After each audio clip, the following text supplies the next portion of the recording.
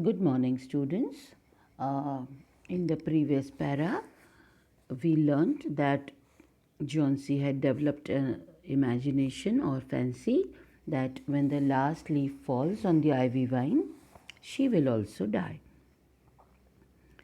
And Sue had prepared broth for her, but Johnsy was not ready to take it. Let us move ahead in the next para and learn what happens. But Johnsy just kept looking out of the window. There goes another. No, I don't want any broth. That leaves just four. I want to see the last one fall before it gets dark. Then I'll go too. Now, what does Johnsy say?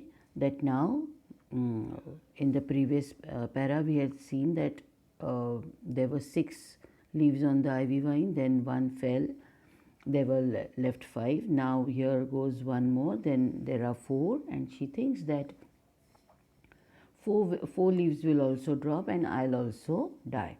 So, she wants to see before it gets dark, and she refuses to take broth. Now what? Sue gets very much annoyed. Let us see what happens. Johnsy, said Sue, will you promise me to keep your eyes closed and not look out of the window until I am done working? I must hand those drawings in tomorrow. I need light. Otherwise, I would have closed the window. I don't want to keep looking at those silly ivy leaves. Now, Sue had some paintings to finish by tomorrow, so she wanted light, otherwise, she would have closed the window. So, she asks Johnsy to keep her eyes closed. Tell me as soon as you have finished, said Johnsy, closing her eyes, because I want to see the last one fall. Now, Johnsy closes her eyes and says that I want to see the last one fall. So, tell me as soon as you finish your work. Try to sleep, said Sue. I must call Berman up to be my model for the old man that I'm drawing. I'll not be gone a minute. Now, Sue wants Mr. Berman to stand as a model for her drawing.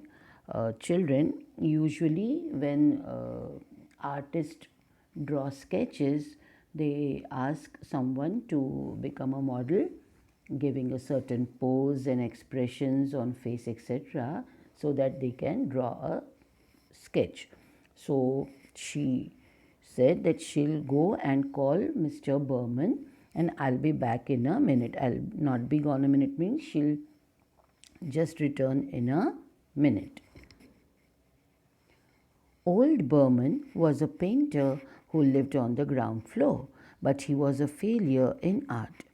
So Mr. Berman was an old painter who lived on the ground floor. But what do we mean by he was a failure in art? It means he could not succeed in the field of art.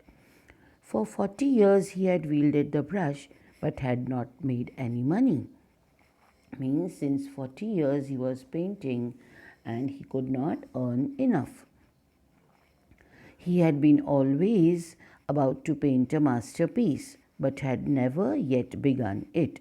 It means, children, masterpiece means the best creation of an artist. The best creation is called a masterpiece. So he dreamt of painting a masterpiece, but he had never started yet. Okay. So for several years he had only made a few paintings. So although he was an artist for 40 years, he had made only few paintings. He earned a little by serving as a model to the young artists in the colony who could not afford other models. He always talked of his coming masterpiece. So, children, the young artist in his colony would invite him to serve as the model because otherwise models charge a lot. So, he would charge very little. So, young artist who had little money would invite him to serve as model. But he was always talk about his coming masterpiece. Means he dreamt about it and he always talked about it. Sue told Berman about John C.'s fancy. Old Berman was shocked that anyone could have such idiotic imaginings. What? He cried. Are there people enough are there people in the world foolish enough to die because of leaves dropping off from a vine? I have not heard of such a thing. Why did you allow this thought to enter her brain?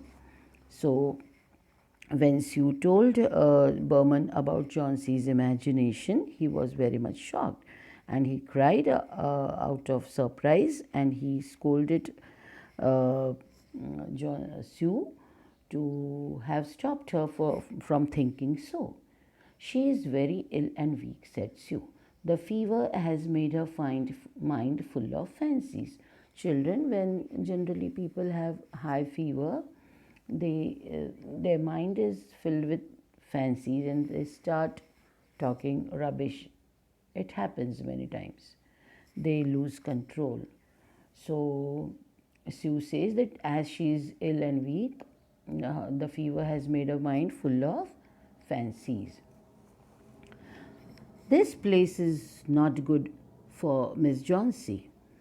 Someday I'll paint a masterpiece and we shall go away. Yes, said Berman. She says that this is not a good place. Will earn a lot, and then we can move to another place. Johnsy was sleeping when the two went upstairs. So Sue called Berman from down ground floor. Then they went upstairs. Meanwhile, Johnsy was sleeping. Sue uh, Sue showed Berman the ivy vine that Johnsy saw through the window. They looked at each other for a moment without speaking and then began their work. So they just saw the ivy vine and then they began their work because you had to complete that painting by tomorrow. Outside, a cold rain was falling continuously, mixed with snow. We have come across this word mingled in the previous chapter. Do you remember where? In the chapter Nature created men and women as equals. Okay, so mingled means mixed with snow. So the rain was falling continuously, it was mixed with snow. Sue closed the window. So they started their work and it was raining outside. It was cold rain because the rain was also mixed with snow. So Sue closed the window. Next morning, when Sue woke up, she found that Johnsy was staring at the closed window again with dull, wide open eyes. Open the window. I want to see, she ordered, and Sue obeyed. So, next morning, when Johnsy woke up, she was staring at the closed window. She wished that someone would open and then she would see whether there is any leaf over there on the ivy vine. So she orders Sue to open the window and Sue also obeys it. Children will continue in the next video. We'll stop here.